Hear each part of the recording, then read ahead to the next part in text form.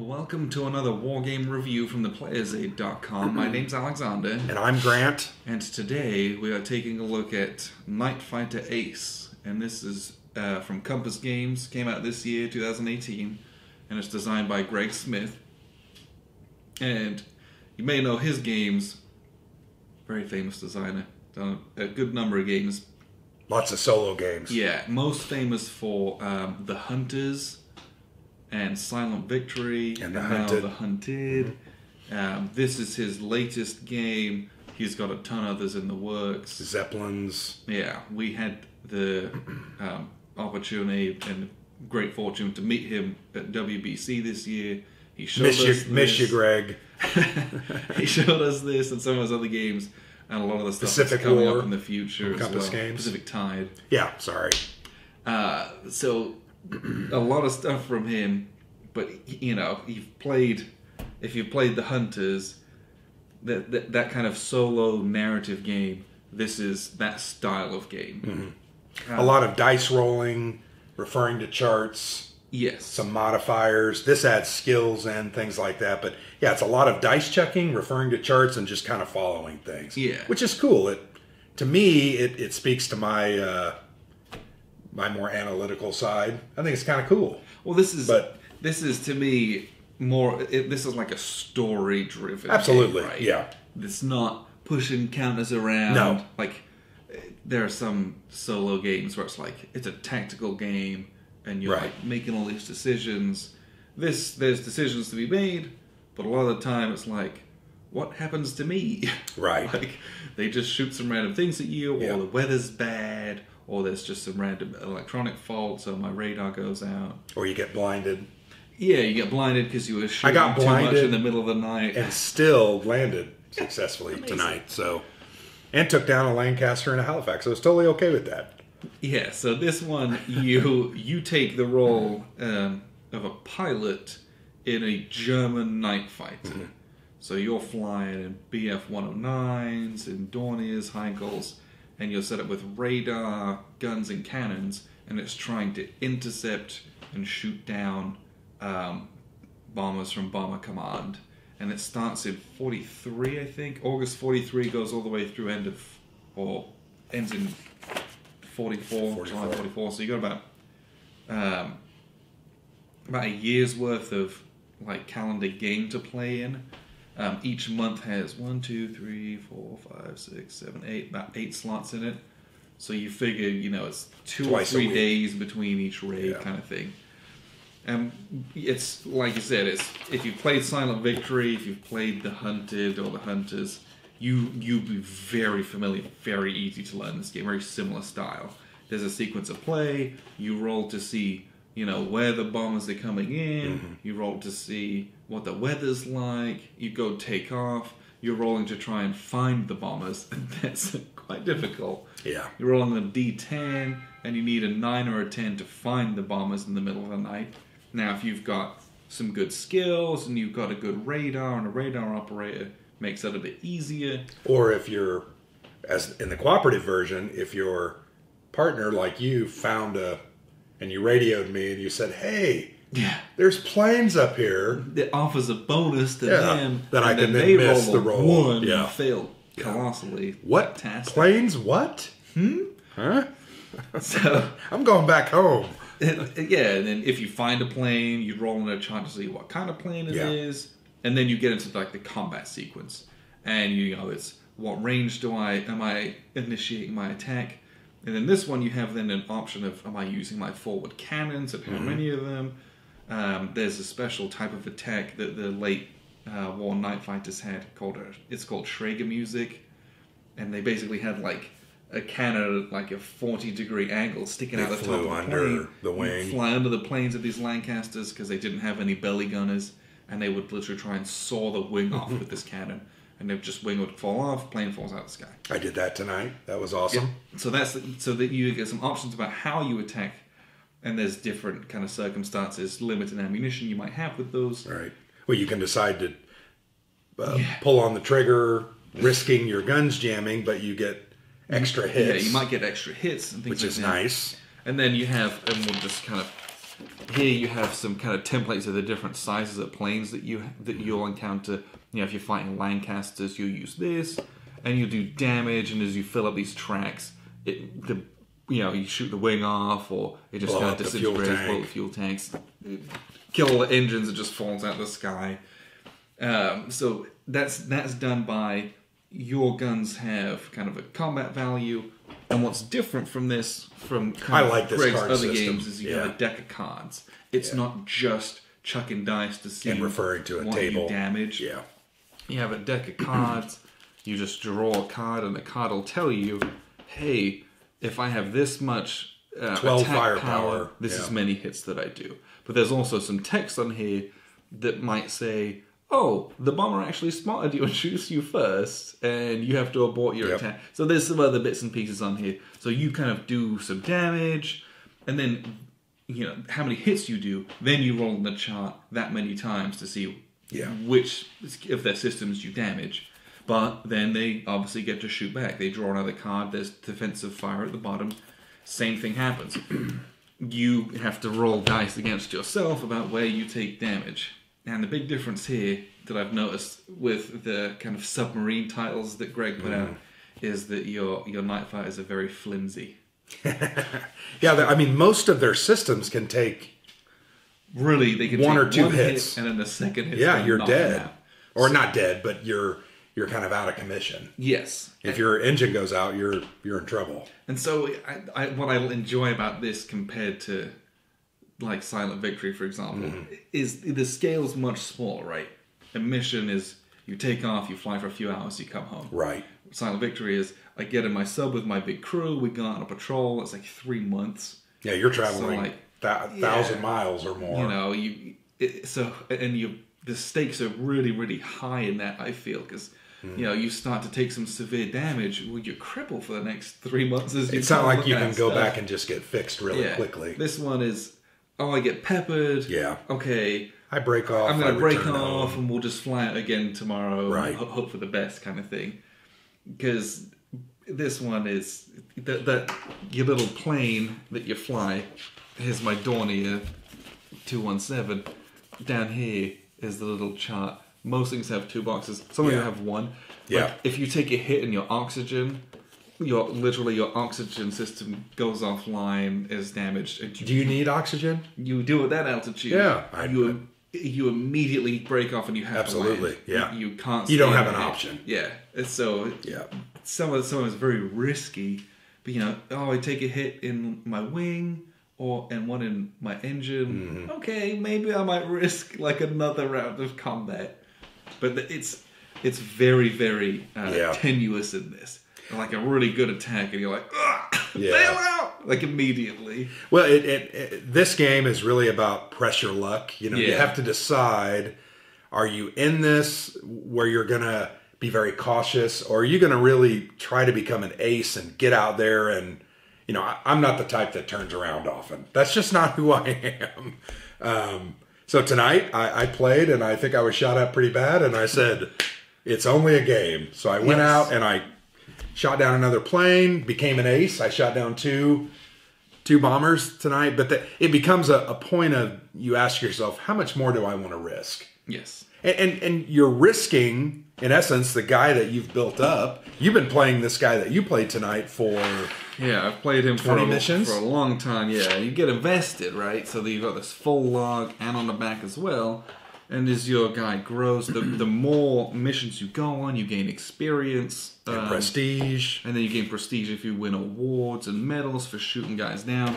And there's a whole kind of... what's referred to as the dress-up doll. It's really cool. I like it. I think it's cool. You have a little hang, and there's like a little space to like pin your medals on. Yeah, I think it's sweet. And you like have a chart down here for your skills, for the skills of your crew, because you have like a radar operator. You might have a separate gunner or a mechanic as well. So as you gain those experience and prestige points, you can gain skills. Yes. That improve. Like your guy has...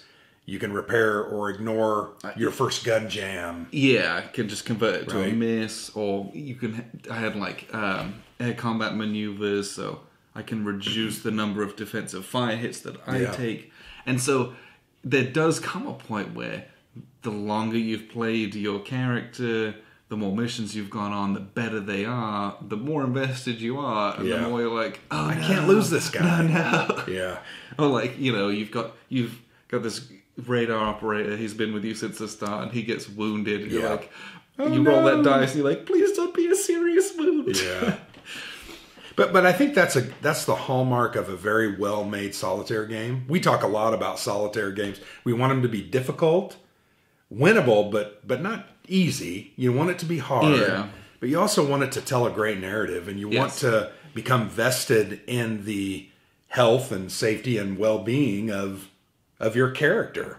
And your guy, it's you, right? You're Hauptmann Klein, right? And I was, what's private? I think you were, it's Oberleutnant. Oberleutnant Kleinhans, and, but you become vested. And I think if you can create that feeling from cardboard, dice, and some counters, you've done a pretty good job. Yeah. I think you hit the high points that I love skill building. Always. That's one of the things I love about role-playing games or video games that are role-playing based, where you can increase skills. Great aspect of the game. You can become better at something. You become an expert at something. You can focus. What are there, about a dozen skills? And you can focus on making your guys very well-rounded or very good at, like you talked about, how you waited, 3 or 4 months. Yeah, because the experience you gain, it's purely based on number of missions that every 4 sorties, you gain 1 experience point. Okay. No matter what happens. Yes. And you don't see anybody, you still gain an experience. As long as you flew, that's what counts. And you didn't die. You didn't crash land on the way home for no reason. But, there's some skills you get access to really quickly. They're like, oh, I can spend a skill, an experience point to gain like a parachute skill. So it's easier for me to bail out if I need to. But I decided to hang on and hoard my experience points to invest in the air combat maneuvers, because to me I felt that skill was really valuable for the rest of the long run. To reduce the number of hits you take from defensive fire. So there's some decisions we made character building wise that, it pays off, right? Mm-hmm. And I think the skills in this one are really good as an addition, just to get you more involved, right? As well, because I think the story in this is very fun. It's very interesting. The missions are lightning fast. We just played. I think we went out on 2 missions in 20 minutes, literally. And the reality is when you're playing on your own, it's just like. It's much quicker when it's on your own. We were talking and laughing and having a good time, but I think this is I really like this game, and I'm starting to become more of a solitaire game player. Not just games that are 2-player design, but I'm starting to get into a lot of different solo. Dan Verson Games has a lot of great ones that I love to play, and this is one that is very, very enjoyable, and I want to really get into it and do a campaign. So, and the reality is mostly you can play it all if you really wanted to on just 2 pieces of card. Right. There's all this other stuff as well, but you can do it with just it's all these, on that card, and then just your charts. I play with these down, and I'm just holding my charts, rolling my dice. So you can fit this game almost anywhere. This is like a lunchtime game. Flight a few sorties. I'll call it good. It's so quick to make a little bit of progress. Come back to it, leave it. Come back to it, leave it. This isn't something you have to set up and have out everywhere. The only thing, I always, and I know there's a reason behind it. The only thing I struggle with it in the 3 or 4 times that I've played is that roll to spot someone. You have to do it's a 9 or a 10, right? Yeah, it's tough. And if you have bad weather, like we were fortunate and had a bright moon. Yeah, and if you get full moon, you get +2. Right. But then when you have no moon, -2. Yeah, so it's and that's the roll. You've got to roll a 10 on a D10. Yeah, that's what determines whether you find something or not. And the reality is, in the way the mechanics work, you are at a base and you roll a die to see where the attack is coming from. Yes. And sometimes that attack is a 45-minute flight away. Yes. You know, so you spend half your available opportunities just getting there. Yes.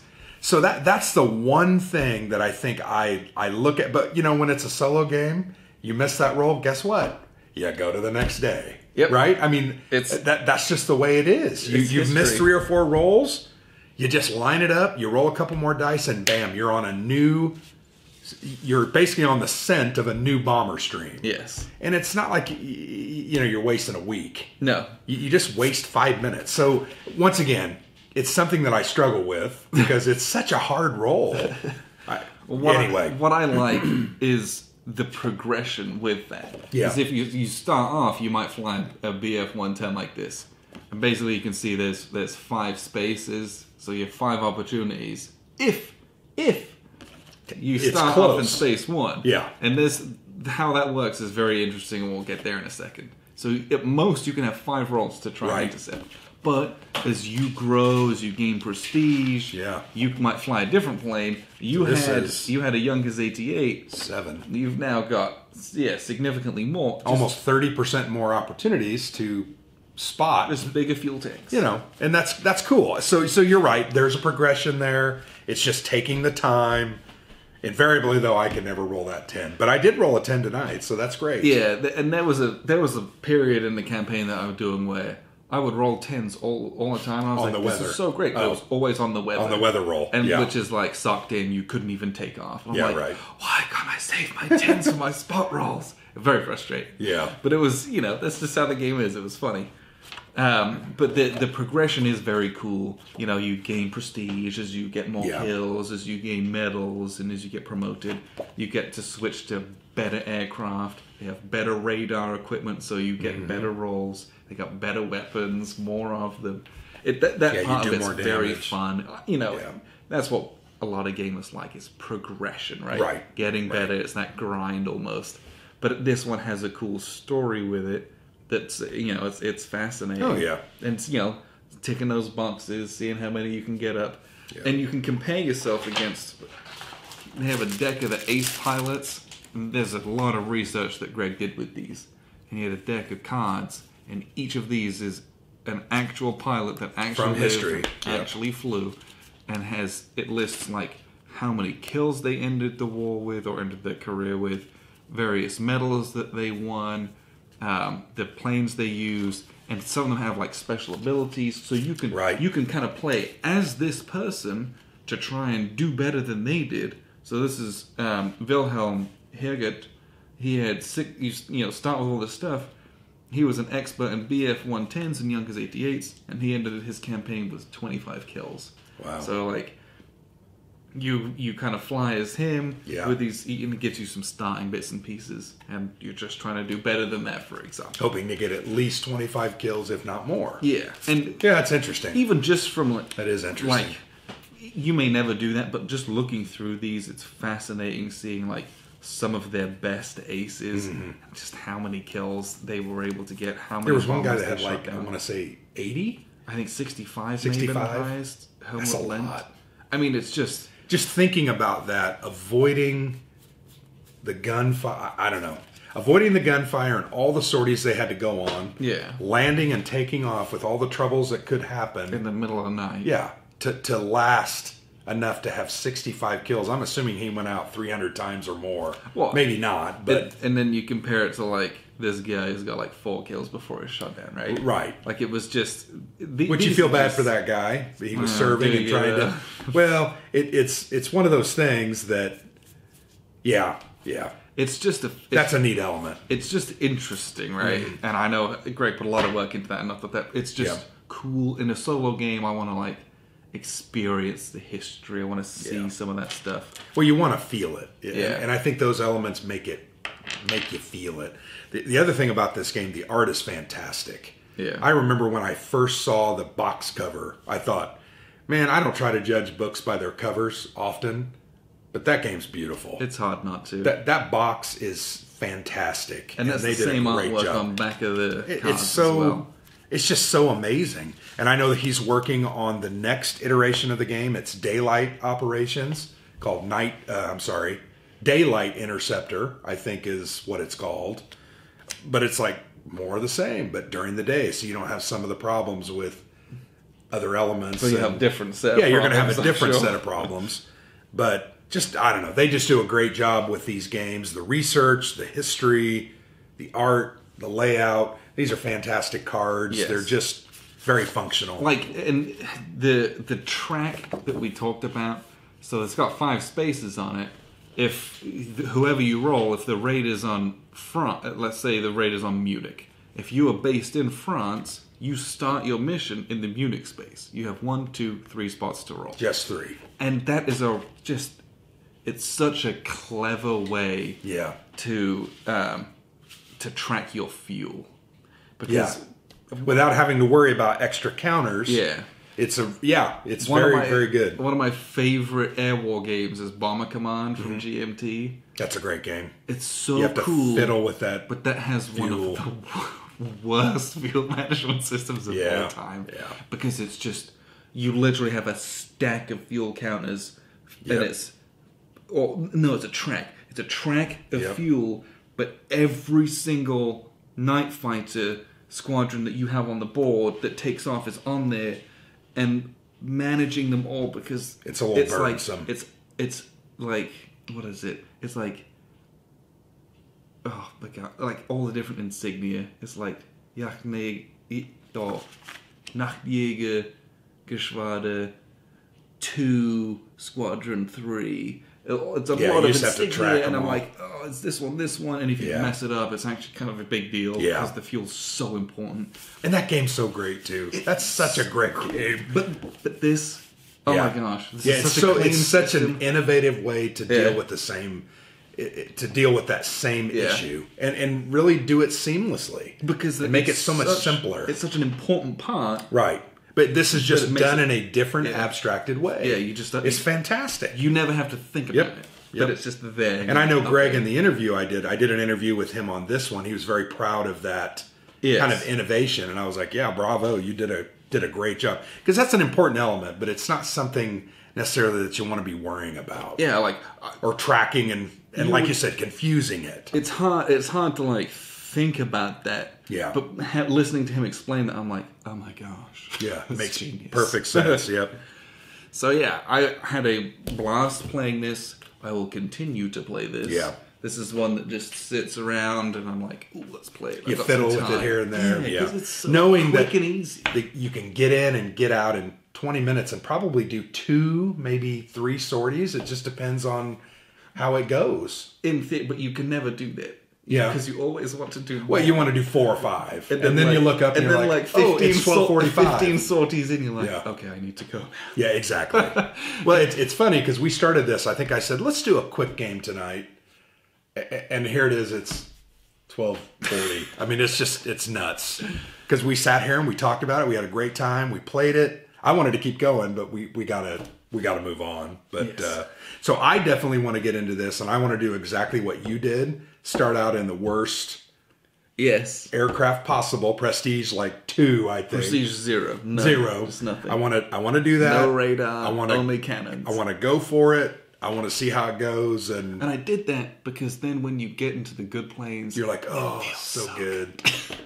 Yeah, it's like eating a burger from fast food joint and then eating a really great burger. You're like, ooh, that's a burger. Yes, but you have to have the bad one to appreciate the good one. You have to have the bad to understand the good. That's very true. So this is Night Fighter Race from Compass Games. This is an excellent game. I have a blast playing this. If you like solo games, if you like good narrative, if you want to have a character that's going to grow with you, I mean, the game is just, it's rolling on charts, having a good time, seeing what happens.